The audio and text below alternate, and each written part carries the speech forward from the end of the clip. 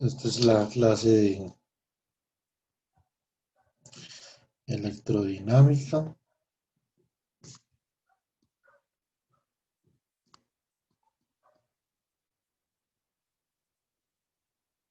Clásica 2. Hoy es martes 22 de septiembre, ¿cierto? Bueno, entonces nosotros habíamos visto, ya habíamos comenzado con la ley de inducción de Faraday, ¿cierto?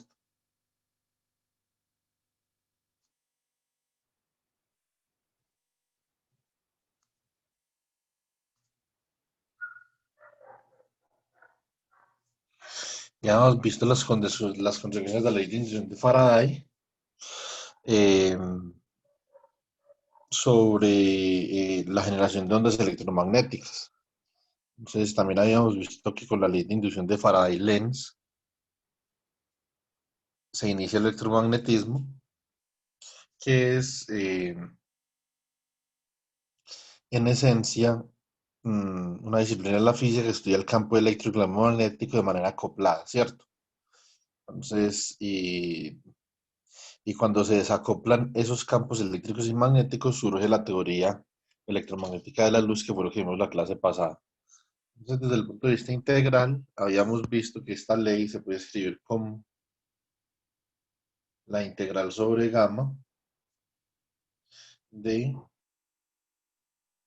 el producto punto entre el campo eléctrico y un diferencial de línea sobre gamma, que esto era igual a menos la derivada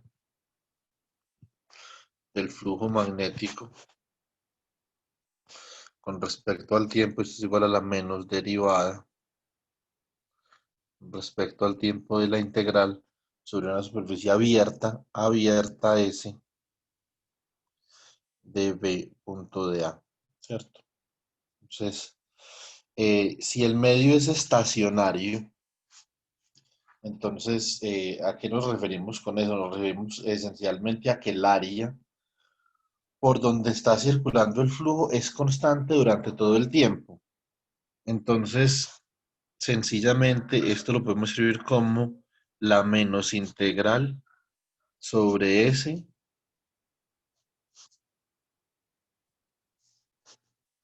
de la derivada de la inducción con respecto al tiempo, punto de A. Y si utilizamos el teorema de Stokes sobre esta primera integral, esto daría la integral sobre S del flujo del rotacional del campo eléctrico sobre esa superficie, ¿cierto? Por lo tanto, de acá nosotros eh, habíamos obtenido la forma diferencial de la ley de inducción de Faraday, ¿cierto?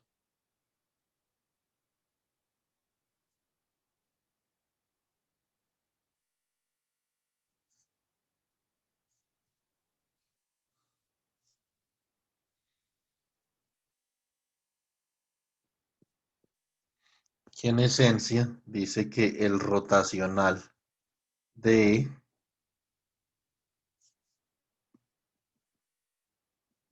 segundo, a menos de color, porque de pronto no se ve bien. Rotacional de es igual a la menos derivada de la inducción con respecto al tiempo.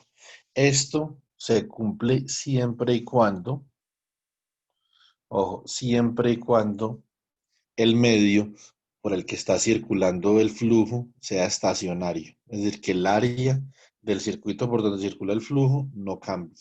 ¿Sí o no? Entonces, es la ley de Faraday-Lenz para el caso estacionario. Bueno, eh, nosotros habíamos dicho que íbamos a hablar de la parte de Lenz de la ley de inducción, que es el signo menos. ¿De a qué se refiere ese signo menos ahí? Entonces, vamos a suponer que nosotros eh, a ver, tenemos un circuito.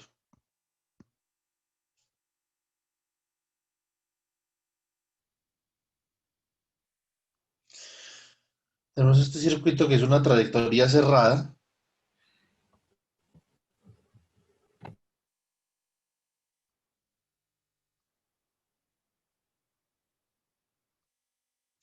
Gamma, ¿cierto?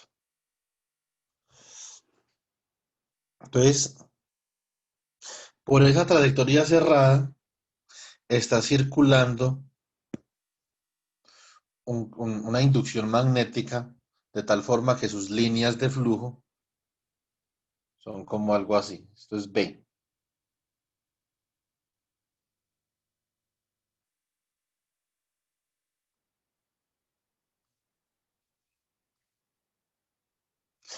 Lo importante para que haya inducción, lo importante para que haya inducción es que el flujo a través de esa trayectoria gamma cambie con el tiempo. Eso puede pasar ya sea porque B cambia con el tiempo o porque gamma cambia con el tiempo, o sea, el área que describe gamma, ¿cierto? Una pregunta, aquí sí se puede ver la parte de abajo, la ley donde dice la ley de inducción en forma diferencial. Sí. Ok, porque en el computador mío no se ve. Listo. Entonces, volviendo a este tema, cuando eso sucede, cuando ese flujo está variando con el tiempo a través de gamma, entonces usando la regla de la mano derecha, entonces aquí va a haber una inducción de un campo eléctrico o, si usted quiere, digamos, de un potencial eléctrico en esta trayectoria, de forma tal que va a haber una corriente eléctrica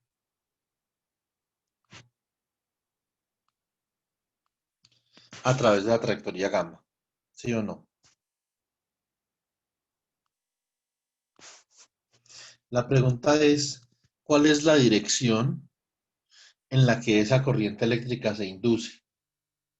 Entonces, esa es una pregunta importante. ¿Cómo sabemos nosotros cuál es la dirección? Entonces, para nosotros poder determinar la dirección en la que esa corriente eléctrica I que dibujé en morado se induce, tenemos que mirar el signo de la ley de inducción, ese signo menos. Entonces, ese signo menos dice lo siguiente, que el potencial inducido sobre ese circuito gamma genera una corriente tal que el flujo magnético producido por la corriente que induce sobre el circuito se opone al flujo magnético que indujo la corriente inicialmente. ¿Eso qué significa? Si este B es el flujo magnético, o digamos que lo que induce ahí no es B, sino que es la variación de B. Entonces también puede colocar acá que esto es simplemente dB de T, ¿cierto? DB de T, dB de T. Pero el flujo que induce esa corriente, que a su vez indujo dB de T, se debe de oponer a dB de T. Eso es ese signo menos. Por lo tanto, el flujo que produce I, que es la corriente inducida, debe ser como algo así. Es que este es el campo inducido,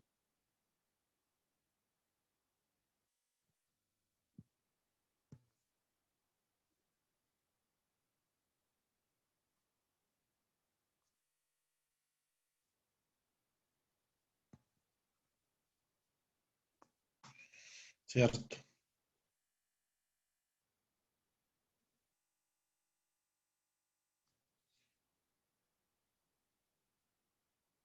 Entonces la dirección de los flujos es contraria. La ley de Lenz establece que el flujo por la el flujo generado por la corriente inducida se opone al flujo que indujo la corriente. Tiene que quedar completamente claro porque es una cosa muy importante, sobre todo para entender el concepto de inductancia. En un dibujo más sencillo, nosotros podríamos decir que si dB de t va en esta dirección,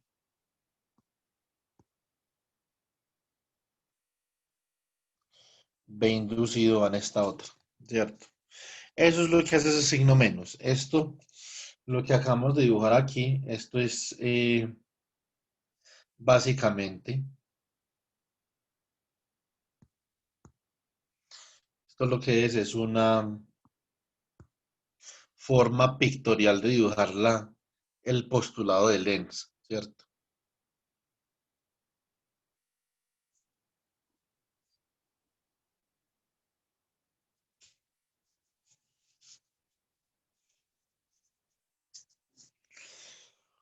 Bueno, mm, teniendo eso presente, vamos a continuar con un tema que pudimos haber tocado las primeras clases, pero quería primero tener claro lo de la ley de Faraday-Lenz. Ya vamos a hacer ejemplos de esa ley, naturalmente. Entonces, vamos a hablar del potencial electrodinámico.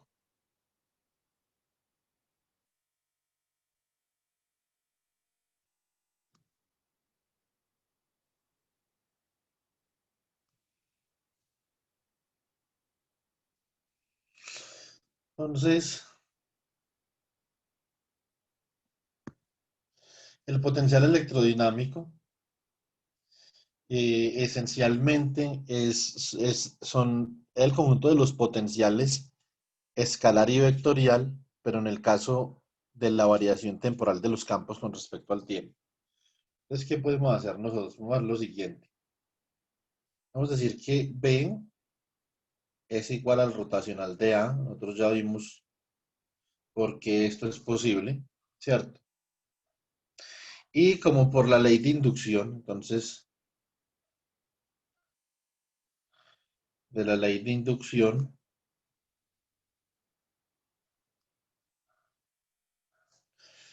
nosotros podemos decir que el rotacional de es igual a menos la derivada de la inducción con respecto al tiempo, y esto es igual a la menos derivada con respecto al tiempo del rotacional de A. Como el gradiente y la derivada temporal son intercambiables, entonces yo puedo decir que esto es el menos rotacional de la derivada del potencial con respecto al tiempo, ¿cierto? Si paso todo para un solo lado, entonces esta expresión me va a quedar como el rotacional de E más el rotacional de la derivada de A con respecto al tiempo. Esto es igual al rotacional de E más de A de T. Y esto es igual a cero. Observen una cosa, una de las implicaciones de la ley de inducción de Faraday es que el rotacional del campo eléctrico ya no es igual a cero. Entonces, el rotacional del campo eléctrico es diferente de cero, ¿cierto? Una de las implicaciones. ¿Qué significa esto? Que en el campo eléctrico, cuando hay variación temporal de la inducción magnética, ya no es conservativo.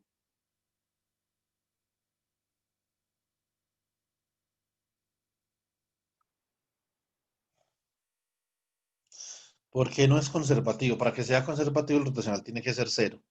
Ahora, lo que sí es conservativo es la suma de E más la derivada de A con respecto al tiempo. Esto sí es conservativo, porque su rotacional es cero. Como eso sí es conservativo, entonces nosotros podemos bien decir que E más la derivada de A con respecto al tiempo es igual al menos gradiente de un potencial escalar. De acá simplemente concluimos que el campo eléctrico se puede expresar como el menos gradiente de un potencial escalar menos la derivada del potencial vectorial con respecto al tiempo. Entonces, en el caso electrodinámico, cuando ya hay variación con respecto al tiempo de los campos, ya el campo eléctrico se puede escribir de esta forma. Listo. Entonces, esa es una, eh, esa es una consecuencia importante. Y en otros, digamos que ya sabemos que cuando un campo es conservativo, entonces básicamente se puede expresar como el gradiente de un potencial y eso es lo que nosotros acabamos de ver ahí.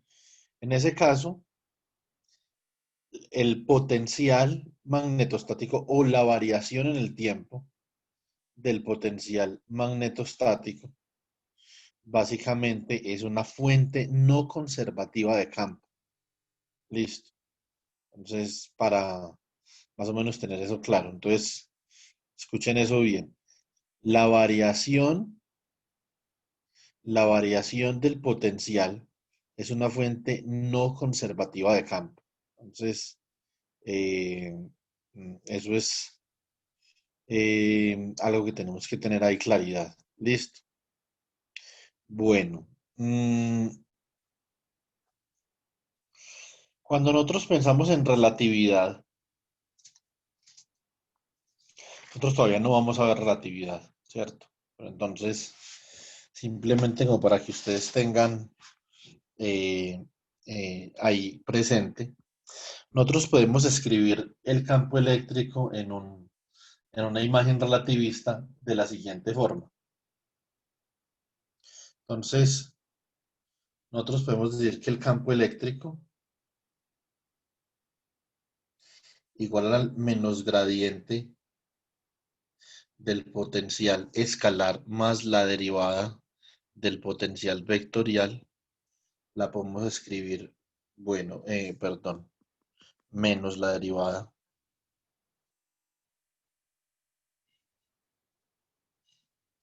Esto, si por ejemplo definimos una derivada con respecto a una componente de x mu, esto va a ser un vector, ¿sí o no? Que tenga las siguientes componentes. Va a ser un vector que tenga la componente eh, menos derivada con respecto a x, menos derivada con respecto a y, menos derivada con respecto a z y derivada con respecto al tiempo, ¿cierto?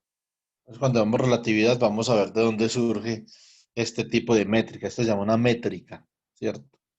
Y de la misma forma, lo que nosotros vamos a ver es que el potencial,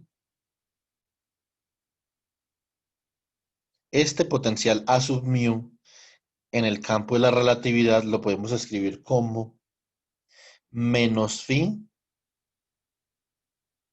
por el potencial vectorial, es decir, menos phi, bueno, en este caso realmente sería, sí, sería menos phi y aquí sería a x, a y y a z, ¿cierto? Entonces, eso es lo que nosotros tenemos. Por lo tanto, desde el punto de vista relativista, nosotros podemos escribir esta ecuación. Podemos decir que esto es igual a menos la derivada de a sub mu con respecto a x mu, ¿cierto? Y esto, ¿qué nos daría? Si nosotros aplicamos aquí esto, digamos, juiciosamente, entonces lo que tenemos es que tenemos que esto de acá simplemente es menos gradiente. O sea que ese de x mu es igual, el de x mu es igual a menos gradiente coma, derivada con respecto al tiempo, ¿cierto? Entonces esto es menos gradiente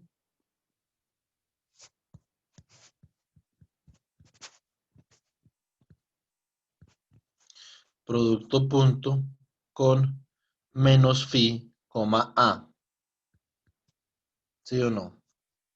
Esto me da menos el gradiente de phi más la derivada de a con respecto al tiempo. Entonces, realmente lo que uno hace en relatividad es que uno construye una base de cuatro vectores. Es decir, el espacio de representación ya no es un espacio euclidiano de tres dimensiones, sino que se llama un espacio de Minkowski de cuatro dimensiones, ¿cierto? Entonces, donde la norma ya no es una norma euclidiana. Entonces, y cuando nosotros trabajamos con la variación temporal de los campos, se utiliza mucho la relatividad. Entonces, simplemente quiero que tengan por lo menos como esta panorámica en mente. Yo voy introduciendo la relatividad a medida que vamos avanzando en el curso para que al final no nos quede como tan extraño trabajar con relatividad. Entonces, esto es lo que podemos saber por el momento. Ahora vamos a mirar la parte de los medios móviles, que había sido lo que había quedado adeudando la última clase, ¿cierto? Entonces, o vemos ejemplos primeros, pero yo miro.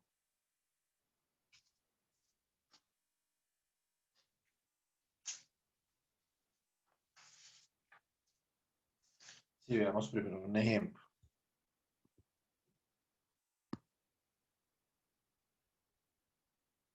Ejemplo de la ley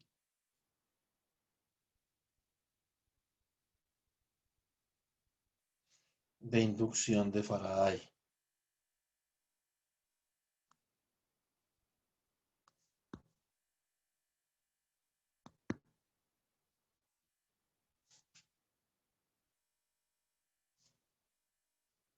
Bueno, entonces, esto es un poquito difícil de dibujar, entonces les pido que me tengan paciencia.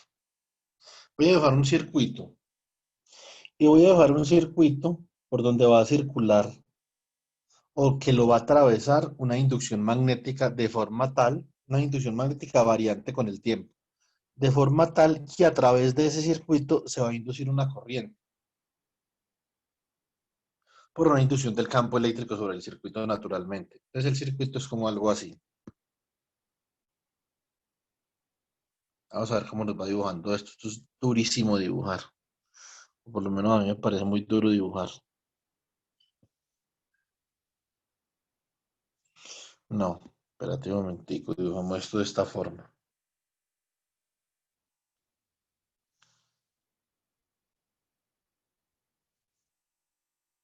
Esto es Y por acá.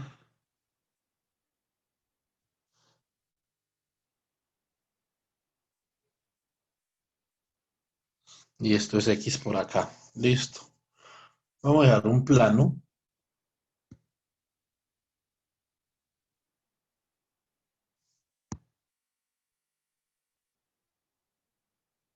que esté como a un ángulo phi del eje Y.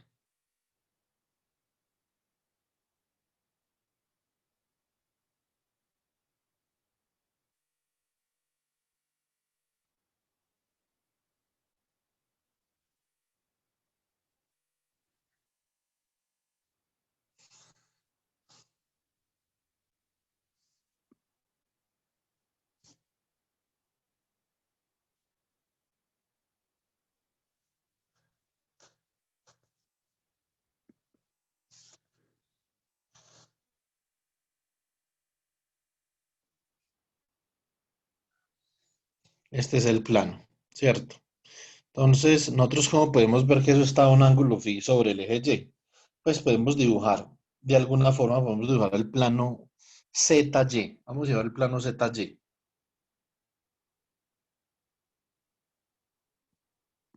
Esto aquí es Z. Y en blanquito dibujamos el plano, o en moradito dibujamos el plano ZY. El plano ZY es como un plano así.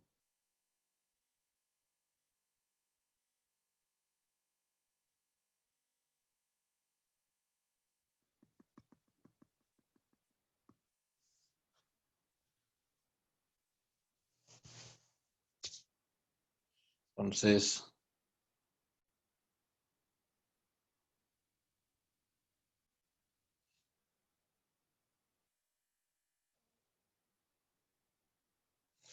es como un plano de este estilo. Ese plano ahí es como el plano ZY y por lo tanto, entre estos planos hay un ángulo phi, ¿cierto? Entonces, y si entre esos planos hay un ángulo phi, entonces este ángulo de acá también es phi. Ahora, para nosotros poder hacer este tipo de maniobras, una cosa importante es nosotros definir el vector normal a ese plano, ¿cierto? En este caso, definimos el vector normal por el plano verde, ¿cierto? Entonces, a este plano verde de acá. ¿Cuál es el vector normal a ese plano? Entonces, el vector normal a ese plano lo podemos identificar de la siguiente forma. El vector normal al plano morado, que es el plano YZ, es en esencia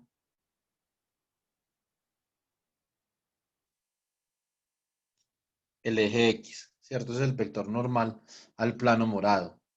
Ahora, el vector normal al plano verde, entonces naturalmente como los planos están a phi grados el uno del otro, entonces va a estar, digamos que desplazado phi grados hacia acá. Este va a ser el vector normal.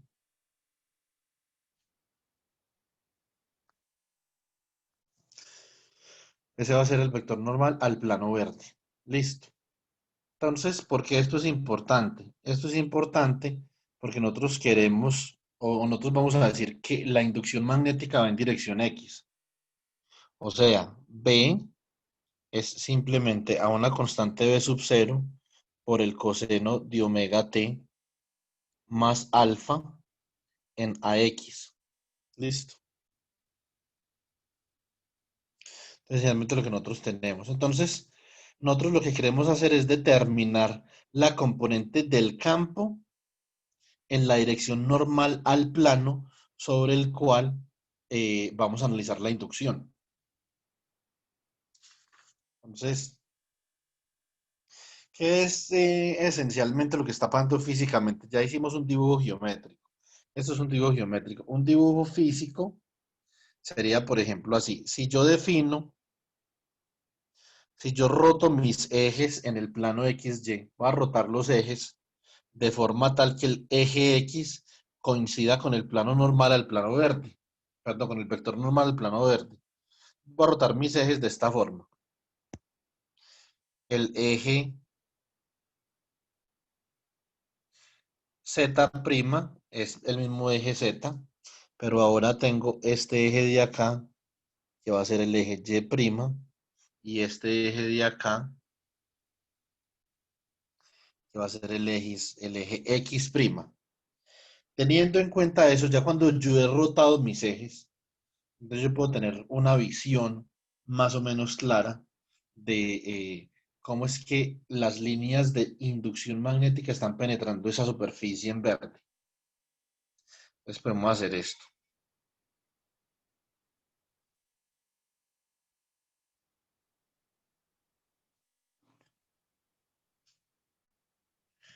X',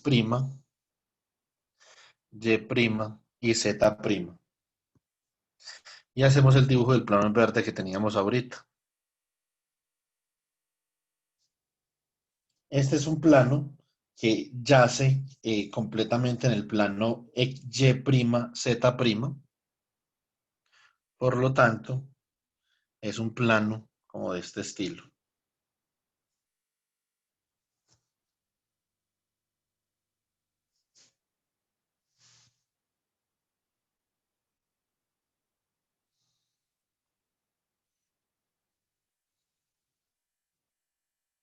Este es el plano, ¿cierto? que está completamente confinado en el plano Y', Z'. Ahora, recuerden que cuando nosotros rotamos los ejes, la inducción magnética había quedado en dirección de X'. Por lo tanto, la inducción magnética, perdón, el vector normal había quedado en la dirección X'. Y la inducción magnética estaba en la dirección X, ¿cierto? Por lo tanto, este es el vector normal, esta es la dirección del vector normal a este plano.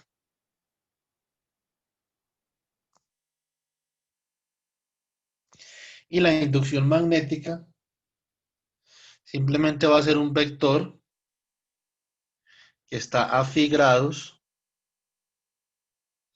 de ese plano, o sea, como un vector así, ¿cierto? Pues, o grafiquemos esto más bien de esta forma.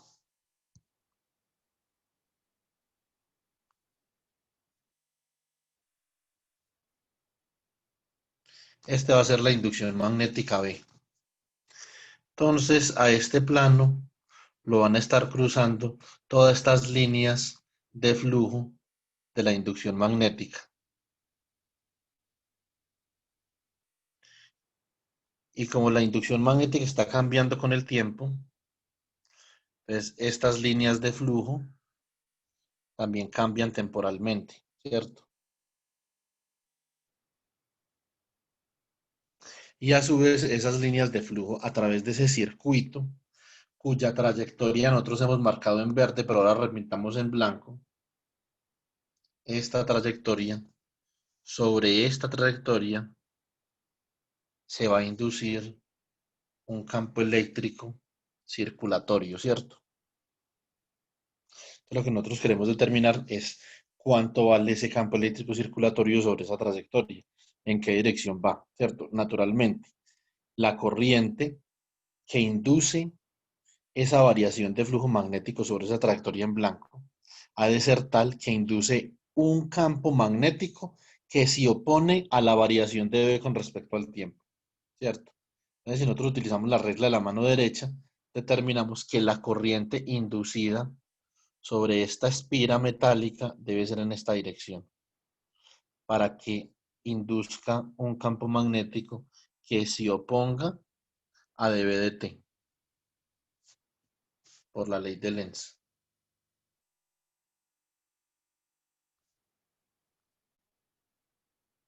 Bueno, dicho esto, nosotros ahora lo primero que tenemos que hacer es calcular el flujo, cuál es el flujo magnético a través de esa superficie.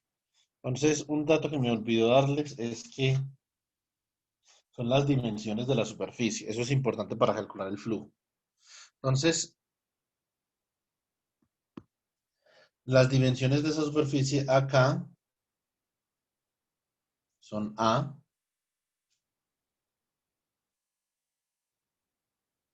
y acá son B. Estas son las dimensiones de la superficie. Entonces ahora vamos a calcular el flujo magnético. Evaluamos phi sub m. Entonces, ¿cuánto vale phi sub m? Phi sub m es igual a la integral sobre S, que S es la superficie descrita por la trayectoria en blanco, ¿cierto? O sea, que ¿cuánto vale el área de S? El área de S simplemente vale A por B, ¿sí o no? Entonces esto es de B punto de A, que es A es el vector de área normal a esa superficie, o sea, que A va en la dirección de N, ¿sí o no? Por lo tanto, simplemente puedo escribir esto como la integral sobre S de B punto el vector normal de magnitud de A, ¿sí o no? Ahora, si reemplazamos el campo, entonces nosotros tenemos la integral sobre S de B sub 0 coseno de omega t más alfa en AX, producto punto con N por dA. Simplemente la magnitud de dA, ¿cierto? Ahora, lo que nosotros podemos ver con claridad es que el producto punto entre AX y N, ¿cuánto vale el producto punto entre AX y N? AX es un vector que va en esta dirección, unitario, y N va en esta dirección. Por lo tanto, el producto punto entre estos dos es igual a la magnitud de AX, que es 1, por la magnitud de N, que es 1, por el coseno del ángulo entre los dos, que es phi.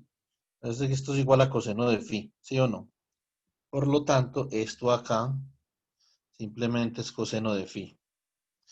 Como todo esto es constante en el área, entonces sacamos de acá, esto nos queda b sub 0, coseno de omega t más alfa, coseno de phi, por la integral sobre s de dA. Y la integral sobre s de A simplemente es A, que es A por B. Por lo tanto, el flujo simplemente es AB por B sub 0 coseno de omega t más alfa, coseno de phi. Entonces ese es el flujo. Es el flujo magnético a través de esa espira. Ahora, ¿qué hacemos con el flujo magnético? Bueno, vamos a ver ya qué vamos a hacer. Entonces, tenemos que sacarle la derivada para poder calcular el voltaje inducido sobre esa espira. Entonces, digamos que esa es la metodología que vamos a seguir. Entonces, vamos a aplicar la ley de Faraday.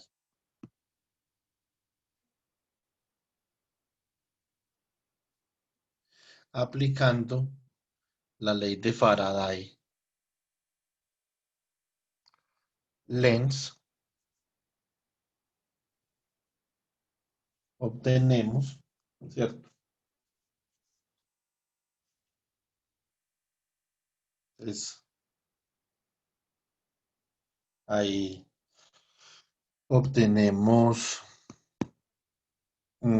que la fuerza electromotriz inducida o el voltaje inducido es igual a la integral de línea sobre gamma de E punto de L, y esto es igual a la menos derivada del flujo magnético con respecto al tiempo.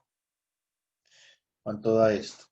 Entonces esto es la menos derivada con respecto al tiempo de A por B sub 0 por coseno de omega t más alfa por coseno de phi. Entonces, de acá nosotros vemos que la tasa a la cual varía el flujo magnético va a aparecer de alguna forma en el voltaje inducido. Cuando nosotros derivamos esto con respecto al tiempo, lo único que depende del tiempo es el coseno de omega t más alfa. Por lo tanto, la derivada de eso es menos omega seno de omega t más alfa. Por lo tanto, esto queda como A por B por omega por B sub 0 por seno de omega t más alfa por coseno de phi. Ese es el voltaje inducido, ¿cierto? Y nosotros lo que podemos ver es que cuando el voltaje inducido es máximo, el flujo es mínimo. Y cuando el voltaje inducido es mínimo, el flujo es máximo porque uno depende de menos coseno uno depende de coseno y el otro depende de seno. Por lo tanto, usted puede hacer la gráfica simplemente para ver cómo varía el uno con respecto al otro. Puede graficar B inducido contra flujo magnético. Coge el caso particular en el que alfa es cero. Entonces le va a dar como algo así. El voltaje inducido depende del seno.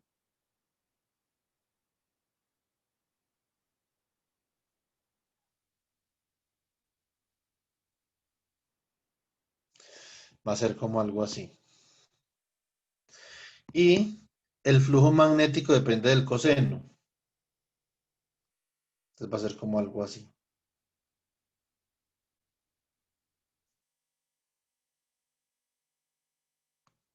Espérate un momentico. Más bien dibujemos estos punticos acá para guiarnos.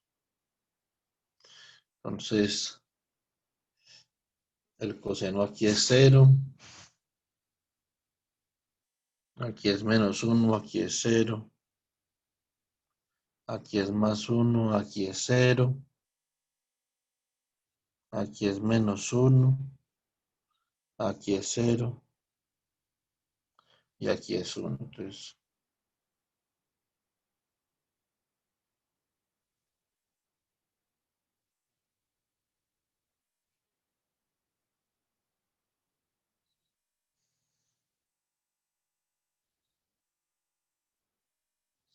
como algo así. Entonces, ahí hay un desfase entre el voltaje inducido y el flujo magnético que tiene origen en la ley de inducción de Faraday, ¿cierto? Entonces, es nuestro primer ejemplo sobre la ley de inducción de Faraday. Bueno, nosotros ya habíamos hecho uno cuando calculamos el rotacional, ¿cierto? Entonces, realmente este es el segundo ejemplo. Este es el primer ejemplo con una espira como tal. Vamos a hacer un ejemplo parecido. Ahora, un segundo ejemplo. Vamos a hacer un ejemplo parecido al que habíamos hecho nosotros con la ley circuital de Ampère, ¿cierto? Entonces, la ley circuital de Ampère, nosotros calculábamos eh, la ley circuital de Ampère, nosotros calculábamos el campo magnético o la inducción magnética debido a una corriente que circulaba por un cilindro. Y veíamos que había eh, una simetría circular ahí sobre el cilindro que permitía calcular el campo magnético usando la ley circuital. Lo que vamos a ver ahora es que en el caso del campo eléctrico, si queremos calcular un campo eléctrico inducido por una variación temporal de una inducción magnética, podemos utilizar lo mismo, pero simplemente ahora, en este caso, para calcular el campo eléctrico.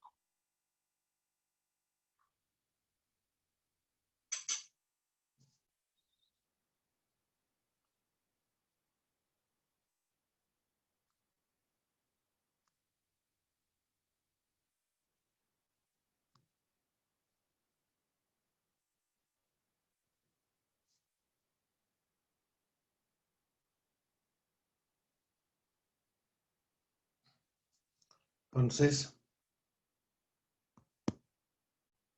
¿qué tenemos acá? Tenemos un cilindro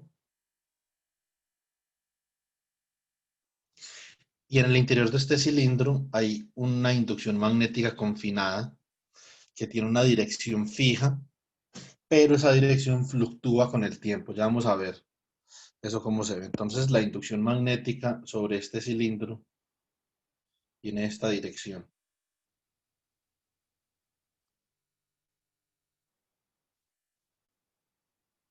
Esta es B. Y B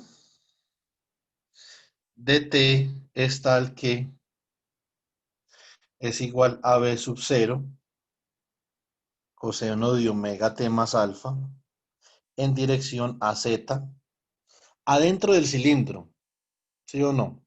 O sea, para ρ menor o igual que A. Y es 0 por fuera del cilindro, o sea, para ρ mayor o igual que A. Lo que queremos saber es esa variación temporal de esa inducción magnética, qué tipo de campo eléctrico genera. ¿Listo? Eh, nosotros, digamos que tenemos una expectativa de lo que ya conocemos y de la experiencia que tenemos manejando este tipo de problemas. Y es que el campo eléctrico inducido va a ser como algo así.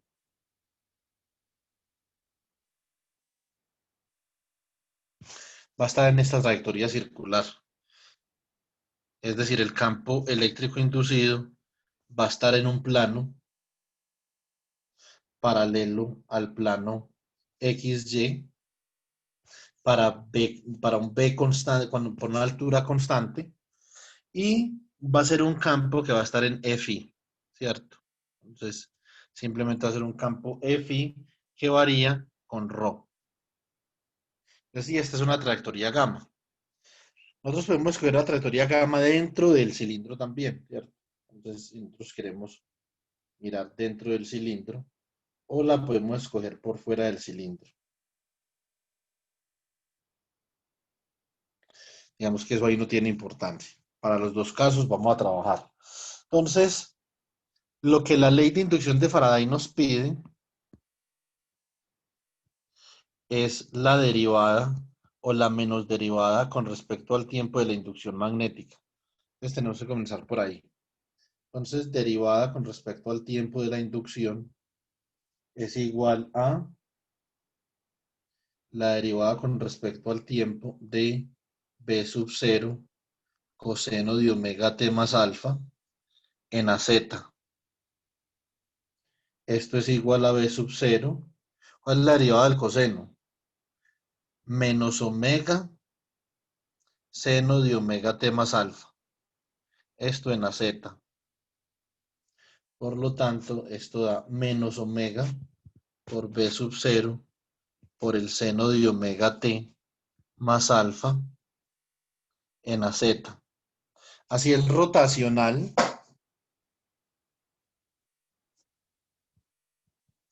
de que es igual a menos la derivada de B con respecto al tiempo es igual a omega B sub 0 seno de omega t más alfa en AZ. Cuando nosotros vemos esta parte de la ley de inducción de Faraday escrita así, vemos que el rotacional de E va en dirección a Z, lo que nosotros podemos esperar es que la circulación, ojo, la circulación en una superficie que está definida por una trayectoria gamma, ¿sí o no? Tiene como vector normal a esa superficie a Z. Por lo tanto, nosotros podemos verificar que digamos, esta ilustración que hicimos acá está correcta y que cumple con la regla de la mano derecha. Si yo con los dedos de la mano derecha enrollo la dirección de circulación del campo eléctrico, el pulgar me apunta en la dirección de la inducción magnética. ¿Listo? Entonces, esto está correcto acá y según esto, ese dibujo que habíamos hecho también está correcto. Igualmente, nosotros podemos considerar otra cosa. También nosotros podemos considerar que el rotacional de tiene componente en Z, la componente del Z del rotacional de es simplemente 1 sobre ρ por la derivada con respecto a ρ de ρ por Fi, ¿cierto? Más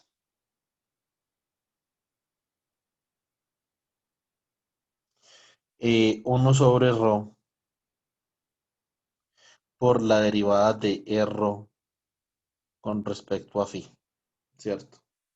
Entonces, de acá nosotros vemos que esa componente en Z solo va a depender de las componentes de en phi y en rho. De ahí nosotros podemos establecer que debe tener la forma Fi en arro más rho, perdón, Fi en Fi más rho en arro, ¿cierto? Y del gráfico que nosotros habíamos visto, nosotros podemos establecer una cosa. Naturalmente, Fi es la componente de circulación del campo y depende de ρ, pero ρ, es decir, este campo eléctrico no tiene componente radial, solo tiene componente de circulación. Por lo tanto, ρ para ese campo eléctrico vale 0 y esto simplemente el campo eléctrico simplemente es Fi en Fi. Esto nos va a ayudar mucho en la simplificación. Cuando nosotros planteamos eso de esa forma y sabemos que el diferencial de línea aquí, yo escojo este diferencial de línea de L en la trayectoria gamma, lo puedo escribir en coordenadas polares como ρ por d phi en a phi.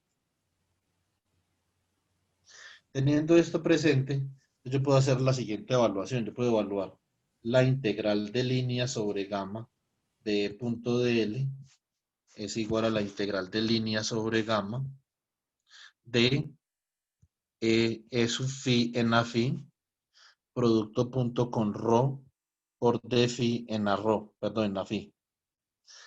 Producto punto entre A phi y A phi es 1. E phi y rho no dependen de la trayectoria gamma. Por lo tanto, lo sacamos de ahí. Entonces nos queda rho por E phi por la integral entre 0 y 2 pi, que es el parámetro de la trayectoria de D phi. Por lo tanto, esto es 2 pi rho E phi, ¿cierto? Y nosotros ya sabemos que esto de ahí lo podemos reemplazar acá de alguna forma utilizando Stokes, ¿cierto? Entonces, ¿qué vamos a hacer? Vamos a hacer lo siguiente.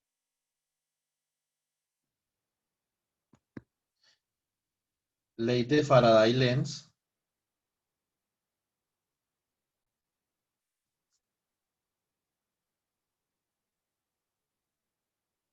en forma integral. Entonces, tenemos que la integral sobre gamma de punto de L es igual a la integral sobre S del rotacional de punto de A. Y esto es igual a la integral sobre S de lo que habíamos calculado ahorita. Que el rotacional era esto, ¿cierto? Entonces, B sub 0, omega seno y omega t más alfa, a z. ¿Cuál es el vector de área a esa trayectoria gamma? Pues simplemente el área en AZ, ¿cierto? Entonces, AZ punto AZ es 1, B sub 0, omega seno de omega t más alfa no depende del área, sale de ahí. Esto es B sub 0, omega, integral sobre S, perdón, hay que sacar el seno también, seno de omega t más alfa, integral sobre S del diferencial de área en magnitud. ¿Cuál es el área de esa trayectoria que nosotros hemos escogido? Nosotros hemos escogido una trayectoria, como les había dicho, de radio rho. Y simplemente vamos a tener para rho menor que 0 esta inducción. Y para rho mayor que 0 no vamos a tener inducción. Pero entonces el área de esa trayectoria que hemos escogido simplemente es pi rho cuadrado, ¿cierto?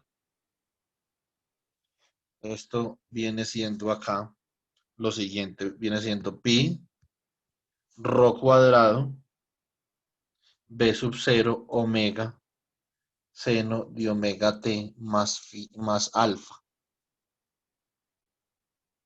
Ahora, esta integral de acá la habíamos calculado ahorita en la página anterior y nos había dado 2 pi rho por e sub phi. O sea que esto es igual a 2 pi rho e sub phi. ¿Sí o no? De ahí nosotros ya podemos despejar fácilmente e sub phi, que es lo que nosotros queríamos hacer. Nosotros queríamos obtener un e sub phi para esa inducción variante con el tiempo dentro del cilindro. Para eso es que utilizamos la ley de Faraday. Entonces, este pi se va con este pi, sí o sí. A ver qué tenemos aquí. Este rho de acá se va con este cuadrado de acá y dividimos por 2 ambos lados. Entonces, esencialmente nos va a quedar que E sub phi de rho, porque va a depender de rho, es igual a 1/2 de rho por omega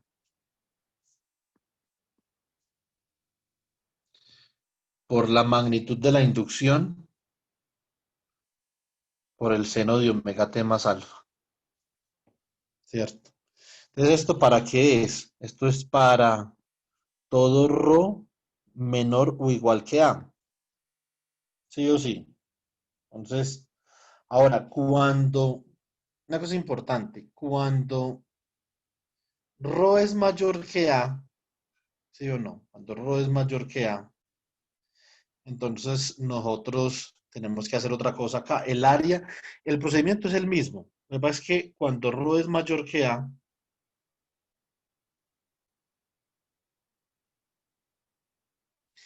el área, digamos que encierra la inducción, no es toda esta área de acá. Observen una cosa, no es toda esta área de acá, porque toda esta área no encierra la inducción.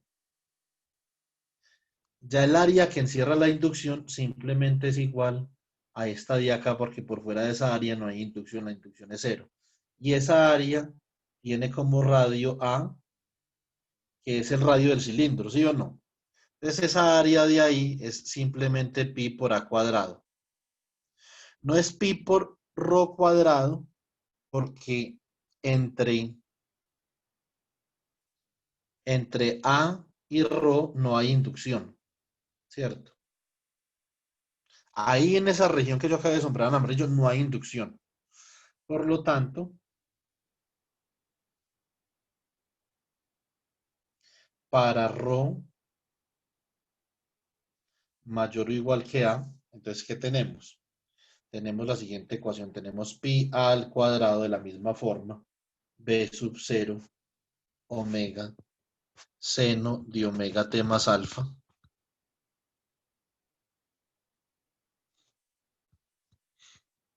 igual a 2 pi rho por E sub phi de rho.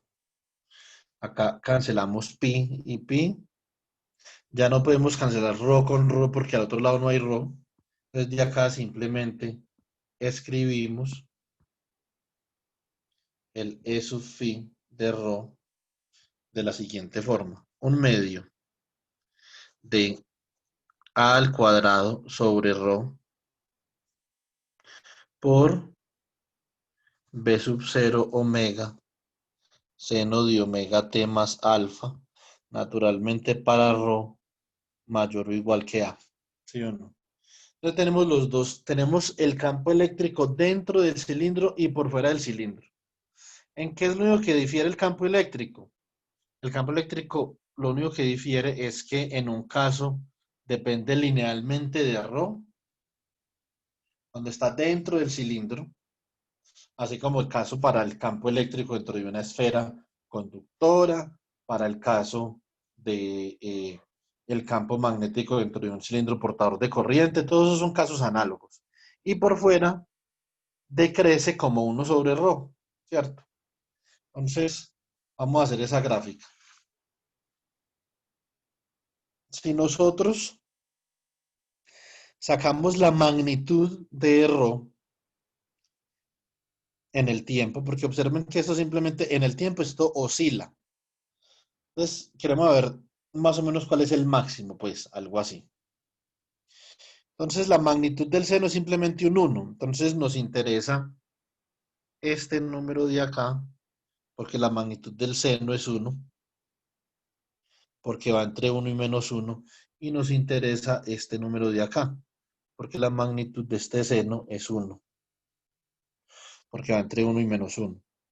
Entonces, vamos a mirar en ese caso cuánto es la magnitud de E sub phi de A si utilizamos la fórmula para rho menor que A. Si reemplazamos a rho por A ahí, simplemente esto nos queda un medio de omega sub 0 B sub 0 por A. Esto para rho menor que A. Esto es para confirmar que el campo eléctrico que hemos calculado es continuo en la superficie del cilindro. Y E sub phi de A, la magnitud de E sub phi de A, aquí esencialmente sería igual a un medio por omega por B sub 0, ¿cierto? No es omega 0, esto es omega solamente. Que multiplica a al cuadrado sobre A porque reemplazamos rho por A. Y esto da un medio de omega por B sub 0 por A para rho mayor o igual que A. Por lo tanto, el campo eléctrico es continuo en la superficie del cilindro y podemos graficar lo siguiente.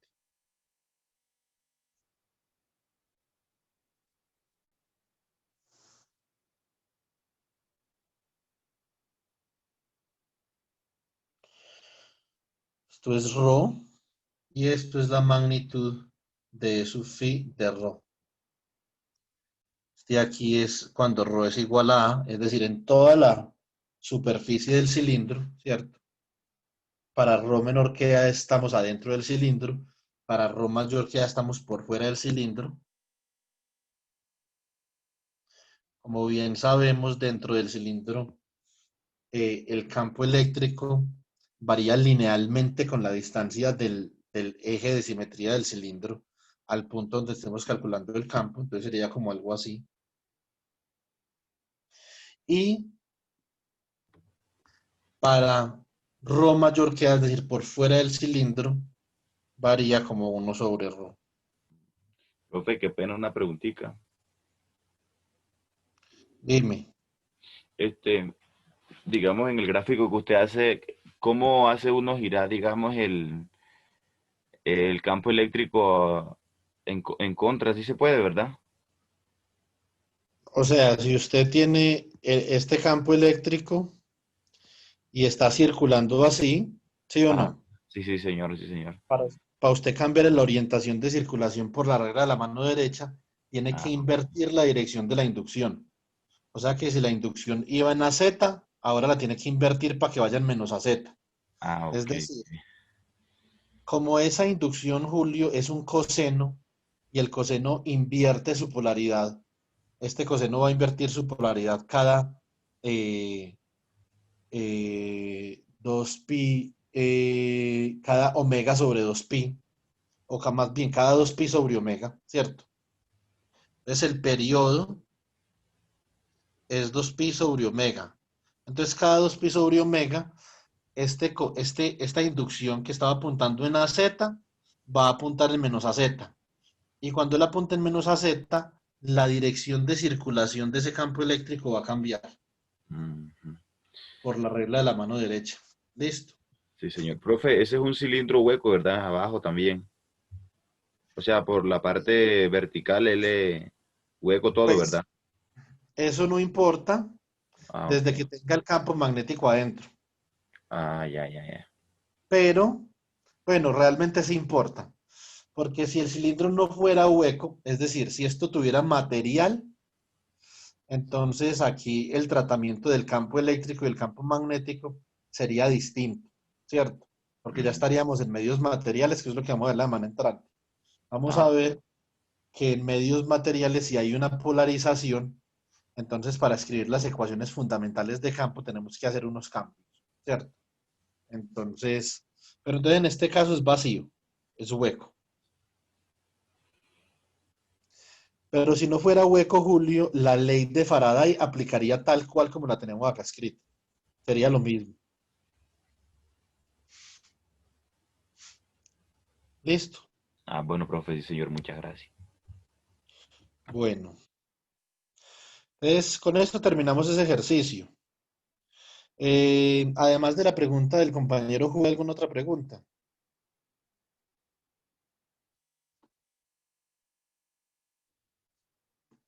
No, profe. Bueno, entonces ahora vamos a tratar un tema de importancia y de alguna forma este tema es, eh, o este contexto que vamos a tratar es un contexto en el que la ley de inducción de Faraday tiene más aplicaciones y es cuando nosotros tenemos el circuito de inducción, es un circuito móvil, ¿cierto? Entonces,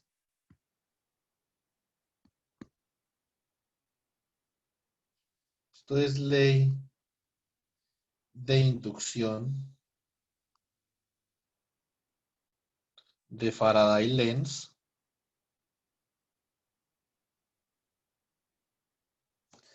para medios móviles.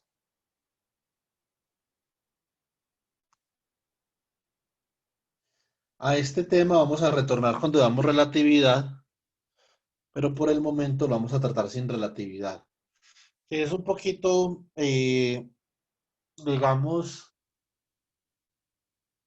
lo conduce a uno de pronto por las sendas de la física que no debería, pero cuando uno ve relatividad ya más o menos uno comienza, digamos, a aclarar las cosas, ¿cierto? Entonces, eh, ¿cuál es la premisa fundamental para uno estudiar este tipo de casos? Entonces, que cuando tenemos la ley de inducción de Faraday en forma integral,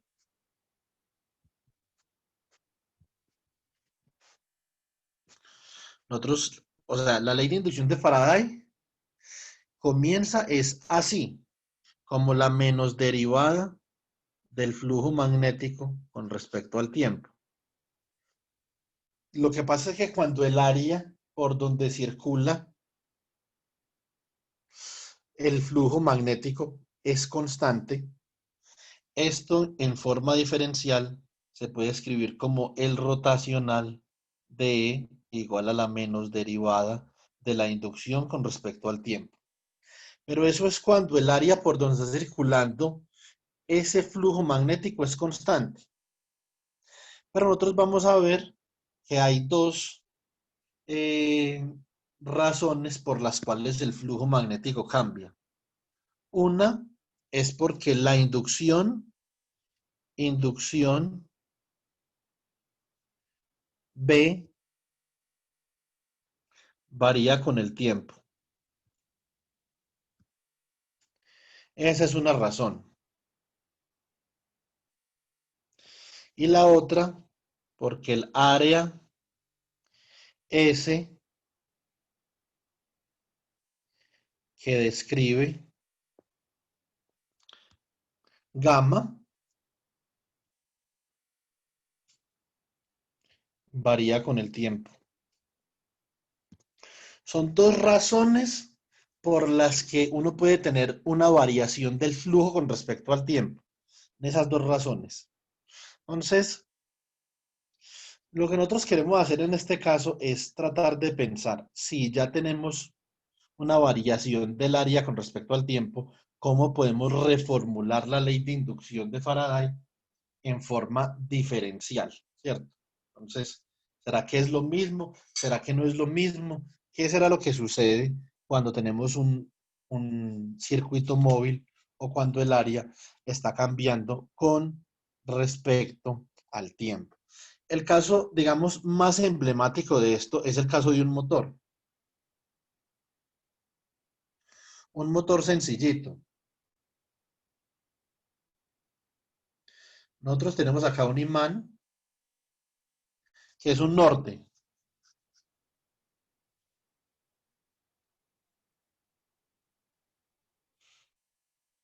Tenemos aquí un sur. Y por lo tanto tenemos unas líneas de inducción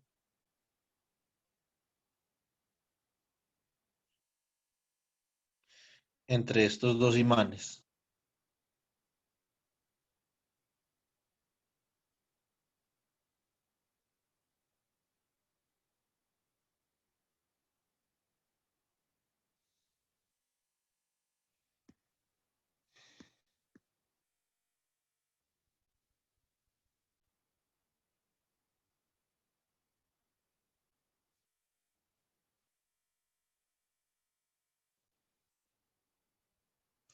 ¿Qué es lo que sucede? Bueno, entonces recuerden que el efecto motor y el efecto generador son efectos recíprocos, ¿cierto? Simplemente depende el, cuál sea la energía, qué tipo de energía es la que usted le está suministrando al sistema magnético inicialmente. ¿Es una energía rotacional o eléctrica? Entonces, aquí en este orden de ideas, yo voy a tener una espira de corriente o una espira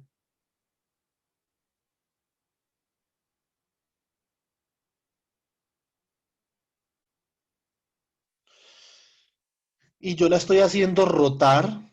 Esta espira está rotando a una velocidad omega. de forma tal que en diferentes instantes de tiempo, por ejemplo, va a haber un instante de tiempo en el que esta espira está así, por ejemplo.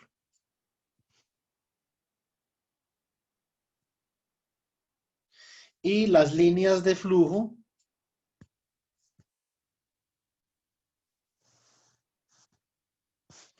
van a atravesar simplemente los conductores de la espira, pero no van a atravesar la espira como tal, ¿sí o no?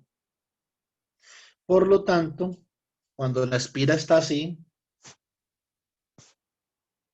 no hay corriente inducida sobre esa espira, porque el flujo no atraviesa la espira, ¿sí o no? No la está atravesando, la está cortando, que es diferente. Ahora, cuando usted tiene la espira a 90 grados con respecto a esto, entonces usted tiene la espira, por ejemplo, de esta forma.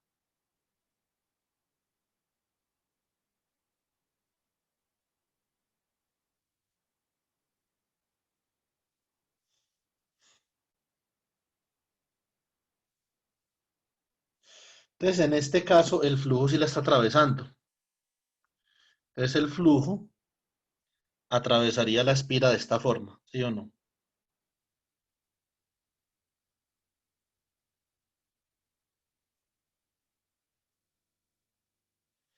Por lo tanto,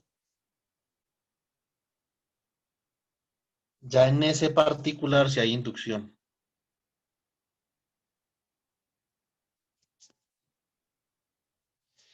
Y cuando la espira está, digamos que a un ángulo diferente,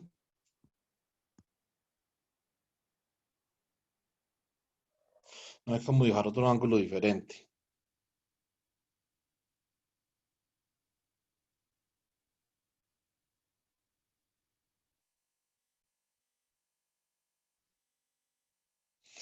Digamos como algo así.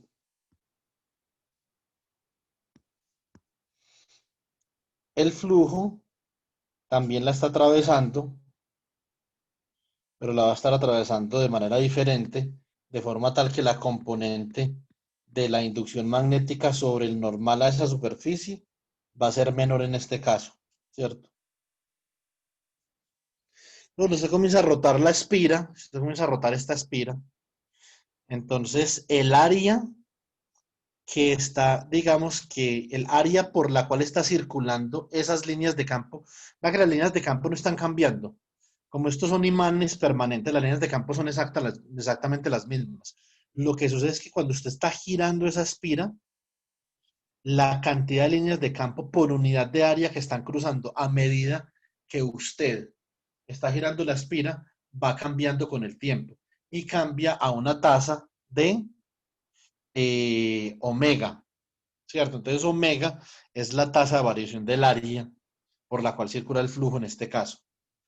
Esto es lo que hace que cuando usted tiene un par de imanes y coloca una espira móvil entre esos imanes, entonces entre este y este se genere un voltaje.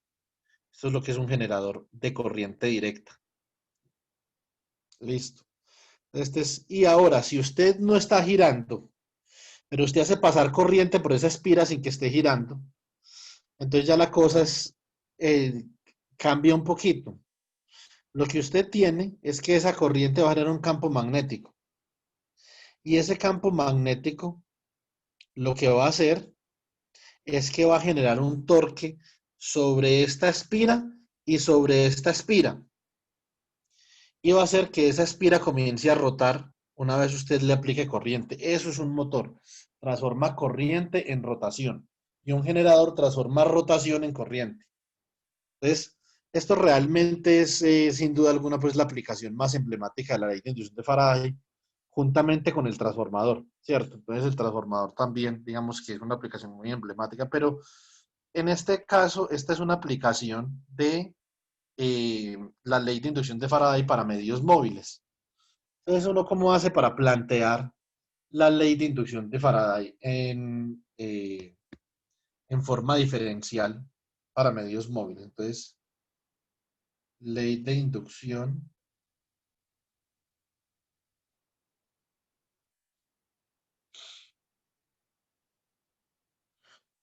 de Faraday Lens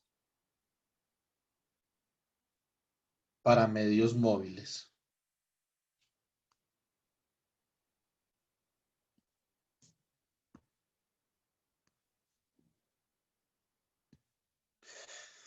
Bueno, entonces vamos a considerar un cilindro a través del cual hay flujo. Entonces tenemos este cilindro de acá.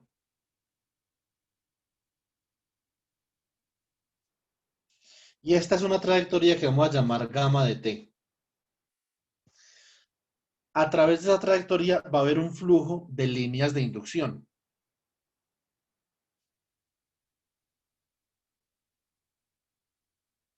Pero resulta que este cilindro se está moviendo con el tiempo. O el cilindro no, la trayectoria se está moviendo con el tiempo. De forma tal que después de un tiempo t, la trayectoria es como algo así. Perdón, de un tiempo delta t. Entonces esto es gamma más dt, ¿cierto? Entonces, realmente ahí lo que se está moviendo es la trayectoria. Esa trayectoria se está moviendo a una velocidad v. Por lo tanto, después de delta t segundos, la distancia que hay de aquí a acá es v por dt. Y esto lo podemos colocar en forma vectorial también, ¿cierto? Y esto simplemente es un diferencial de línea. Ahora, el diferencial de línea y esa velocidad, entonces van a describir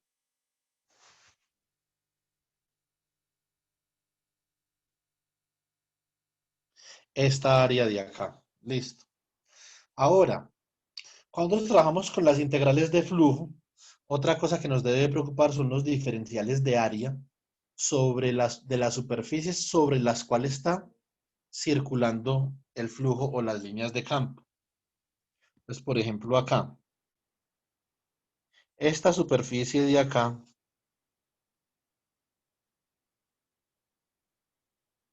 tiene este diferencial de área que cambia con el tiempo de forma tal que en este momento es dA dt más delta t, ¿cierto? Y este diferencial de área de acá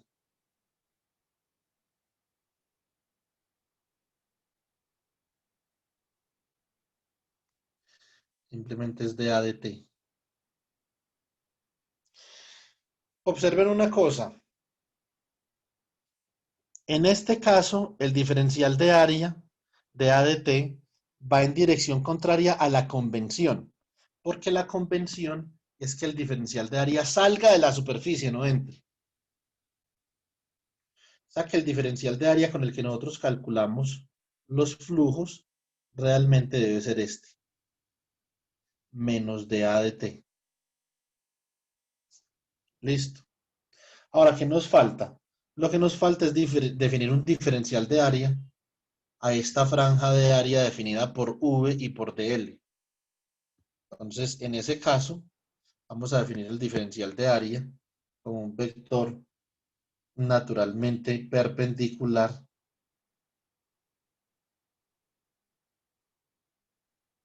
que lo vamos a llamar d sub ax. Listo. Entonces ya tenemos este problema más o menos definido.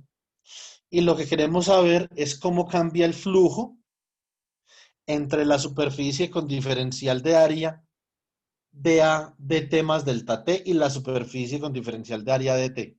¿Qué cambio de flujo ha habido ahí entre esos dos tiempos? Para poder saber que el flujo está variando con respecto al tiempo, debido a que la superficie varía con respecto al tiempo, ¿cierto? Entonces, no estamos diciendo si la inducción varía con respecto al tiempo, no. En este momento no importa. Entonces, lo que tenemos que hacer es decir que D sub phi magnético con respecto al tiempo, esencialmente es phi aproximadamente magnético en t más dt, menos phi magnético en t,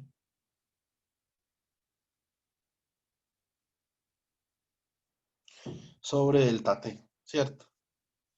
Entonces, que esa es la definición típica que nosotros tenemos. Entonces, ahora, digamos que de la manera más exacta podemos escribir que d phi dm con respecto al tiempo es igual a límite cuando dt tiende a 0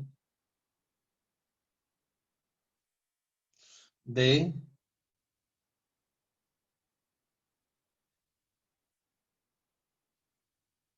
phi sub m de t más delta t menos phi sub m de t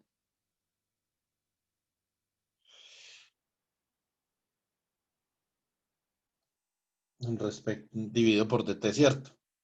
Y si nosotros reemplazamos las definiciones del flujo que nosotros tenemos, entonces esto es límite cuando delta t tiende a 0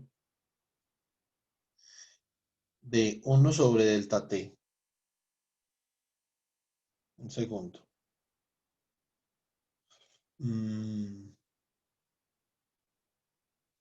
¿Dónde? Aquí en las notas mías, ¿dónde me habrá quedado delta t? No sé si, regálame un segundo, chicos. Yo reviso algo porque creo que me comí un delta t acá o me lo comí ahorita. Un segundo.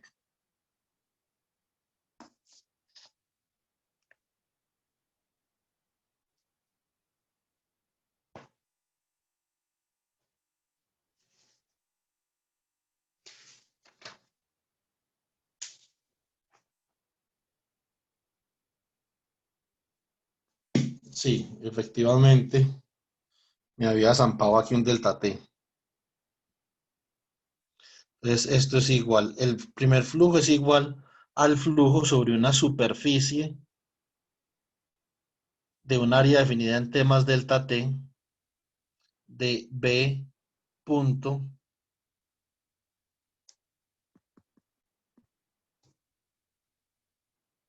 t más dt, ¿cierto? Punto dA de t más dt menos la integral sobre s de t de b de t punto dA de t, ¿cierto? Entonces, eso es lo que nosotros tenemos ahí. Ahora, del diagrama, vamos a comenzar a elaborar en algunas cosas, ¿cierto? Entonces, primero que todo, el flujo a través de toda esta superficie es cero por la ley de Gauss, ¿cierto? Entonces, por la ley de Gauss del campo magnético, entonces nosotros sabemos que la divergencia de B es igual a cero, lo que es lo mismo que la integral sobre el área total de B dt más dt punto de A es igual a cero, ¿cierto? Entonces, estoy utilizando el teorema de Gauss. Eso es lo primero. Entonces, ahora, ¿quién es el área total? Entonces, ese total es el área por donde está circulando flujo, que sería A de t más A de t más, bueno, coloquemos esto en términos de S, porque lo habíamos escrito en términos de S. S de t más S de t más dt más S sub x y el diferencial de A sub x que nosotros habíamos dibujado acá, ustedes pueden observar claramente por la regla de la mano derecha que es igual al producto cruz entre dl y v de t, ¿cierto? Por lo tanto, entonces dA sub x es igual al producto cruz entre dl y v delta t, ¿cierto? Nosotros ya tenemos eso, entonces nosotros ya podemos escribir esta integral de superficie de acá como la suma de las integrales de superficie.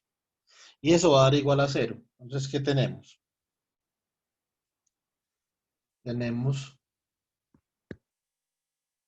que, primero que todo,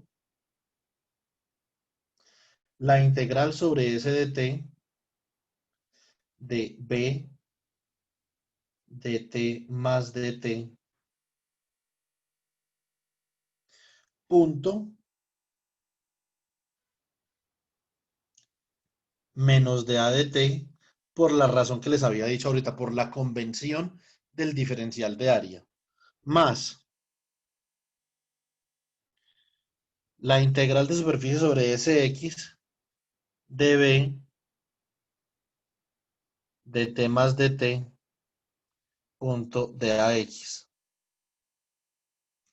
más la integral de superficie sobre S de t más dt de b de t más dt punto diferencial de área de t más dt, y esto es igual a 0, ¿sí o no? Pues ahora, por comodidad, nosotros vamos a reorganizar esta expresión integral que nosotros tenemos acá de esta forma. Vamos a coger este primero de acá y le vamos a restar este de acá y de último voy a colocar este de acá, ¿cierto? Entonces, si nosotros hacemos eso, nos va a quedar la siguiente expresión integral. Nos queda la integral sobre S de t más dt de b de t más dt punto dA de t más dt, ¿cierto? Menos la integral sobre S de t de b de t más dt punto dA de t, más la integral sobre Sx de esta de acá, que es b de t más dt punto de ax, ¿cierto? Y esto es igual a 0. Ahora, cuando nosotros tenemos una variación o estamos evaluando una función en una variación, típicamente lo que nosotros queremos hacer es utilizar la serie de Taylor para mirar realmente cuál es la dependencia del campo en un punto, ya sea temporal o espacial, con respecto a variación. Entonces, en este caso, lo que vamos a hacer es lo siguiente. Vamos a decir que b de t más delta t es igual a b de t más la derivada de b con respecto a t por delta t más términos de orden superior. Nosotros vamos a hacer es que vamos a reemplazar eso en la siguiente integral. Vamos a reemplazar esa serie de Taylor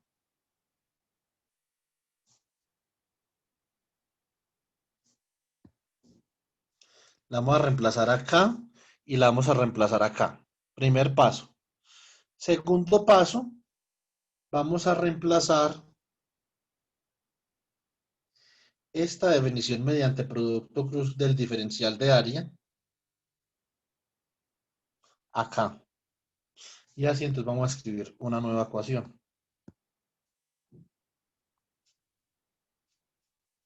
Bueno, entonces escribimos integral sobre S de t más dt db de t más dt punto de a de t más dt menos la integral sobre S de t de esa expansión de Taylor que tenemos ahí. O sea, b de t más la derivada de b de t por delta t punto de a de t. ¿Qué nos falta? Nos falta reemplazar en la última integral. Sí o sí.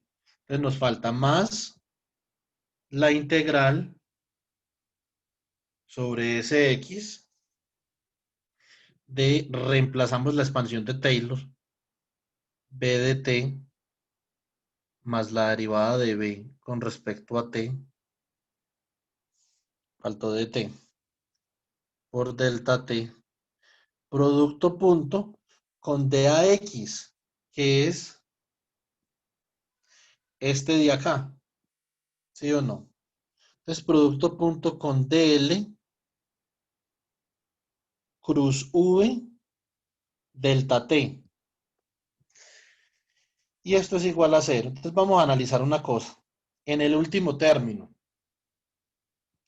cuando nosotros multiplicamos el último término, este término de acá por este de acá, nos va a quedar un término lineal en delta t y uno cuadrático en delta t.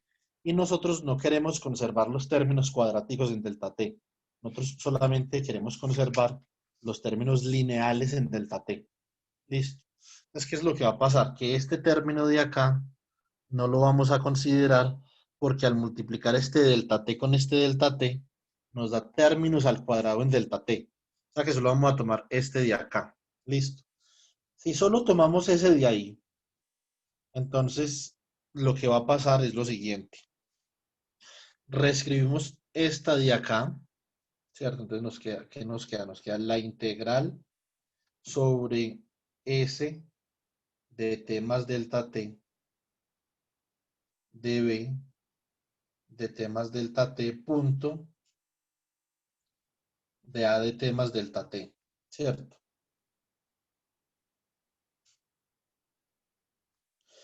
Entonces, ahora vamos a escribir esta otra integral menos la integral sobre s de t de b de t punto de a de t. Entonces, vamos para allá. Menos la integral de s de t de b de t punto de a de t. Aquí ya hemos llegado a una cosa. En este momento ya tenemos algo con lo que habíamos iniciado, que es esta ecuación de acá en amarillo, ¿cierto? Por lo menos algo parecido. Entonces, nos está yendo bien de alguna forma, ¿sí o no? Ahora, vamos a considerar este otro término, este de acá por este de acá, ¿cierto? Entonces podemos sacar el dt de ahí. Entonces podemos escribir menos dt por la integral sobre sx, ¿sí o no? De la derivada de la inducción con respecto a t producto punto, ¿con quién? Con dA de t. Y nos falta el último término, que simplemente es la integral sobre sx de b punto dl cruz v delta t, ¿cierto? Entonces, menos la integral sobre sx de b de t punto dl cruz v, ¿sí o no? Delta t. Y esto es igual a 0. Ahora, sobre la última integral, vamos a elaborar.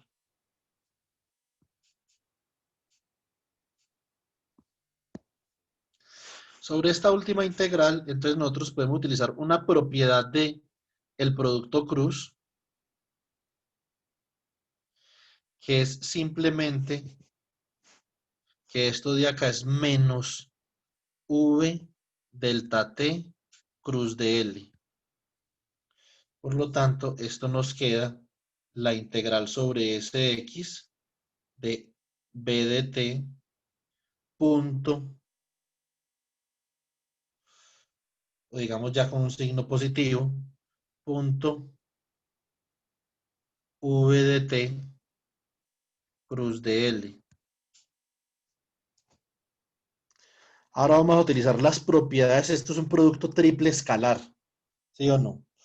Si utilizamos las propiedades del producto triple escalar, regálenme un segundo que creo que me equivoqué en un signo. Si este signo de acá es más. Ojo con los signos, chicos, tienen que colaborar ahí con los signos. O sea que este signo de acá era más y este signo de acá era menos.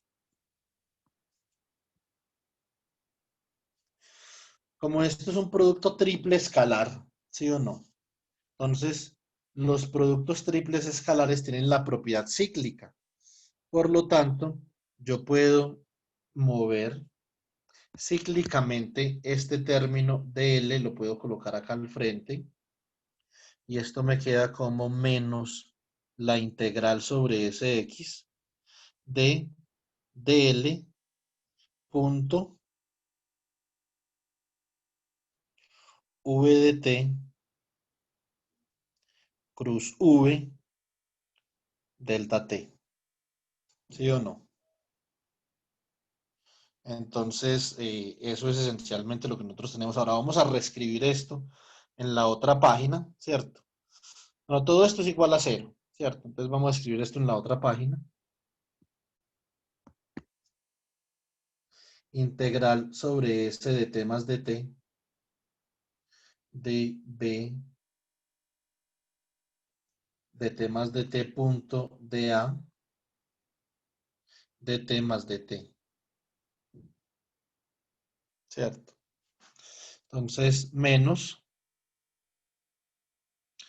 integral sobre S de t de b de t punto dA. ¿Qué tenemos acá? Tenemos este otro término de acá, que en esencia lo podemos escribir como, pues tengo dos dt's. Entonces podría sacar este dt como factor común acá y como factor común acá. Y escribir lo siguiente. Menos dt, que multiplica ¿a quién? A la integral sobre Sx de la derivada de la inducción punto de A. La integral sobre Sx, derivada de la inducción punto de A. ¿Sí o no? Venga, espera un momentico, tengo aquí una inconsistencia con algo. Porque esto aquí es Sx. No, esto no puede ser Sx. Porque esta delta derivada de la inducción vino de esta misma integral cuando expandimos en Taylor. Esto tiene que ser S de t.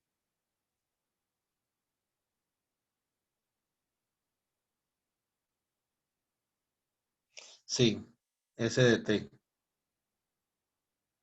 Acá está. Bueno, entonces, muy bien. Por lo tanto,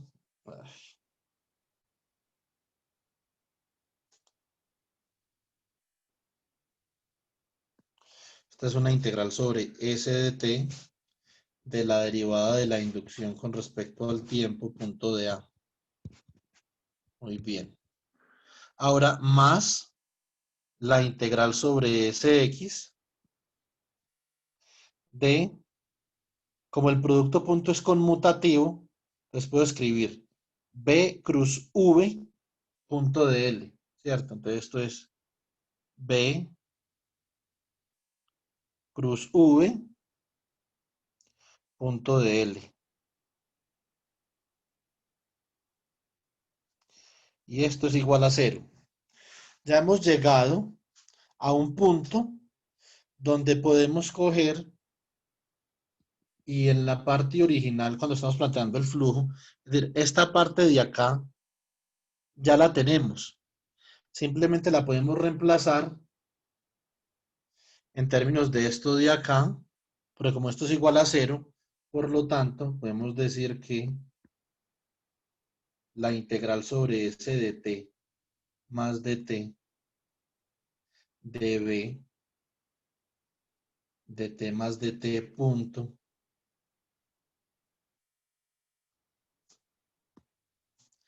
de a de t más de t menos la integral sobre S de t de b punto de t de b de t punto de a de t.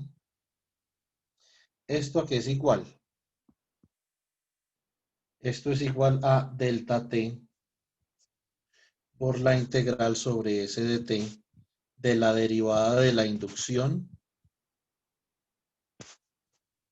punto de A, más la integral sobre Sx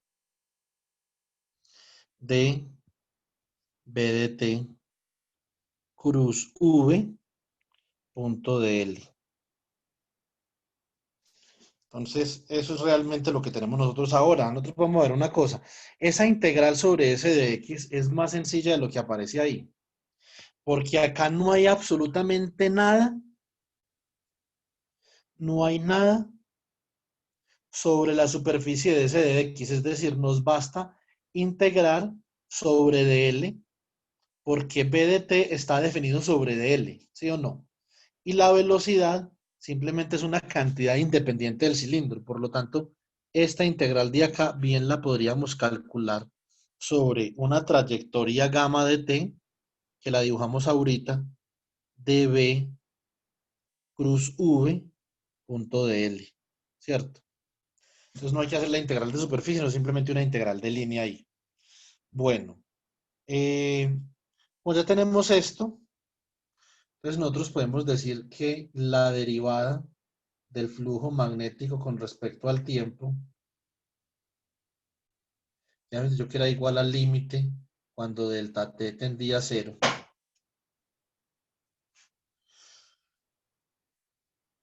Ya voy a acabar, chicos, para que presentemos el quiz. Un segundo, no me demoro.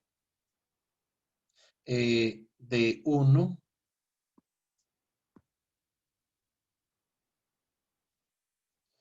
sobre delta t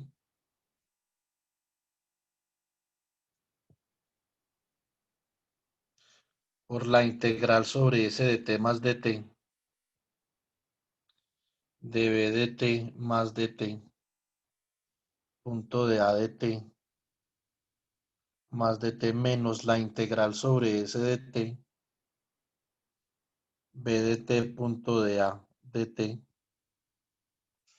Entonces esto, según lo que hallamos ahorita, es el límite cuando delta t tiende a cero de 1 sobre delta t que multiplica a delta t por la integral sobre S de t de la derivada de la inducción, punto de A, más la integral de línea sobre gamma de t de B cruz V, punto de L.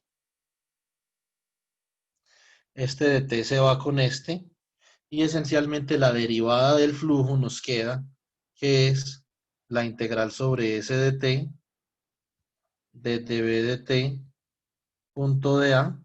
Esto lo teníamos también cuando la espira era estacionaria, es decir, cuando no era móvil. La espira sobre la cual se está induciendo el campo eléctrico. Más, ojo, lo que vemos acá esto, cambiamos el producto cruz, menos la integral sobre gamma de t de v cruz b punto de L. Ya les voy a decir por qué cambié eso. Entonces, cuando reescribimos la ley de inducción de Faraday en forma integral, entonces,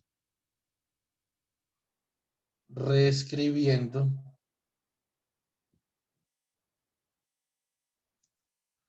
la ley de inducción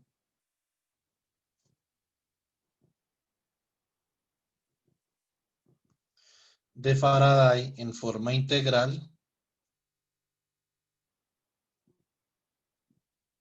entonces obtenemos que la integral sobre gamma de E punto de L, ¿cierto? Yo como llamé esto acá. Bueno, entonces vamos a llamar una cosa, como ese circuito es móvil, entonces como eso es un circuito móvil, vamos a decir que esto es E'. Esto es el campo eléctrico inducido sobre el circuito móvil. Entonces esto es igual a menos la derivada del flujo con respecto al tiempo. Y esto es igual a menos la integral sobre S de t de la derivada de B de t punto de A menos la integral sobre gamma de V cruz B punto DL. Listo. Entonces, si pasamos esta integral para el otro lado a sumar, entonces nos queda que la integral sobre gamma de E' punto DL, un segundo.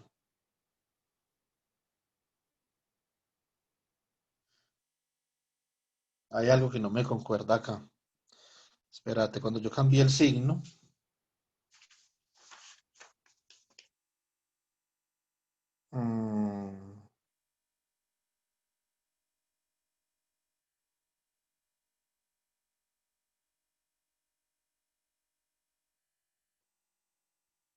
B, momento.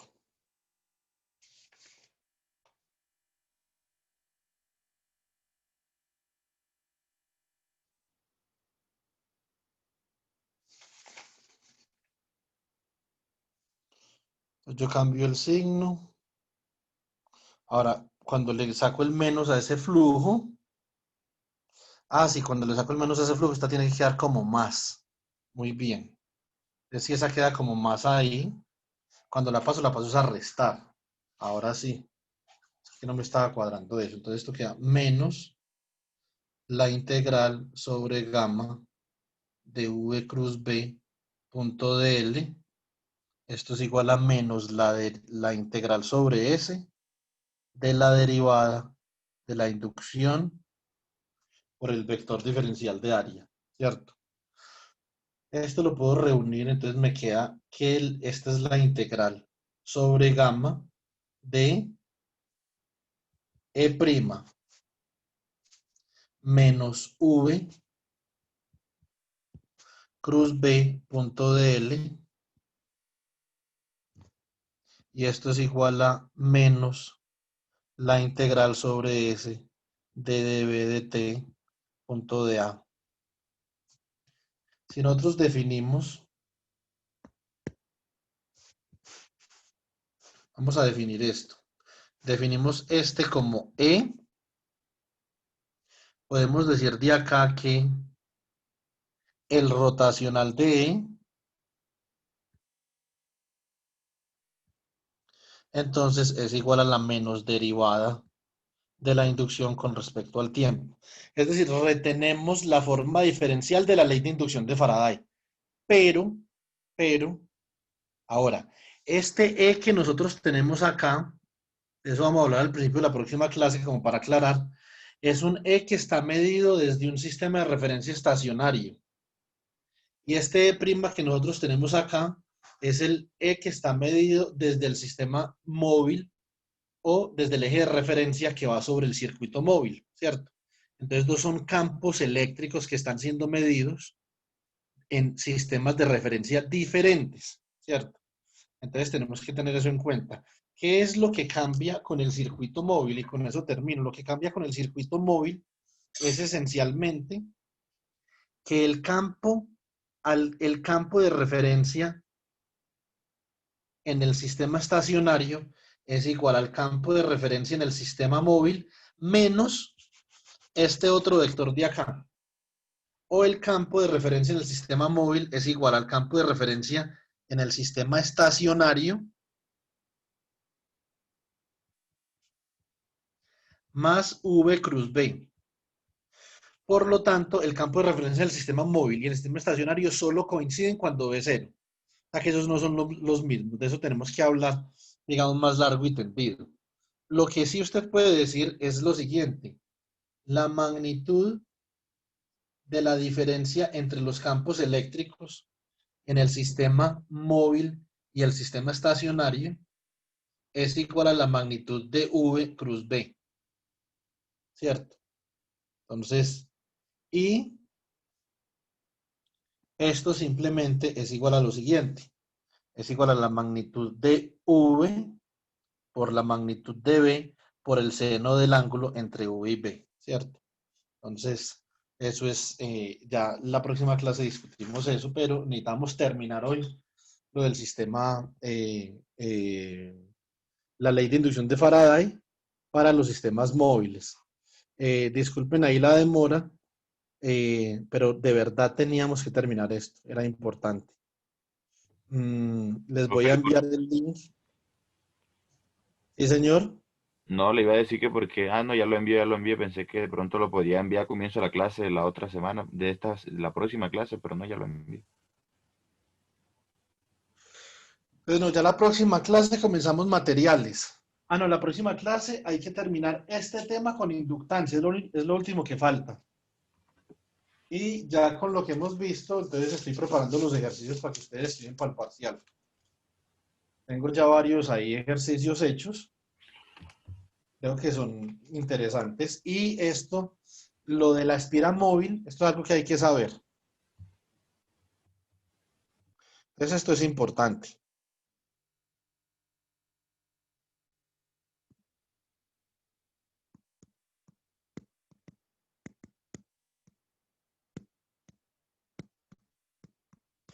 Pero como les digo, la mayoría de las aplicaciones interesantes de la ley de inducción de Faraday se dan cuando el circuito sobre el cual se está induciendo el campo eléctrico es móvil, como en el caso de motores y generadores. Venga, móvil, ¿con qué se escribe? ¿Se escribe con V o con B? Móvil, con B, ¿cierto?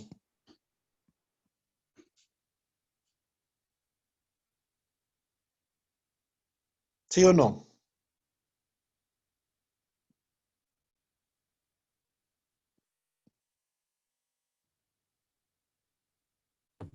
Profe, qué pena, lo que pasa es que este coso se traba, pues este móvil de auto es con V y mobiliario del otro es con B, pero no sé en qué, no sé si Sí, pues era en este relacionado. caso, B me parece. Móvil. sí, yo creo que con B.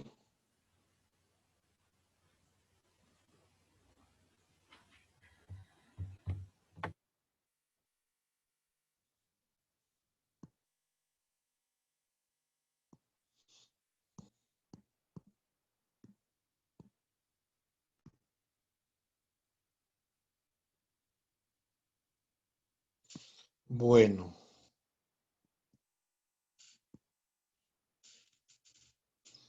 entonces, ya ahí prácticamente terminamos inducción. Lo único que falta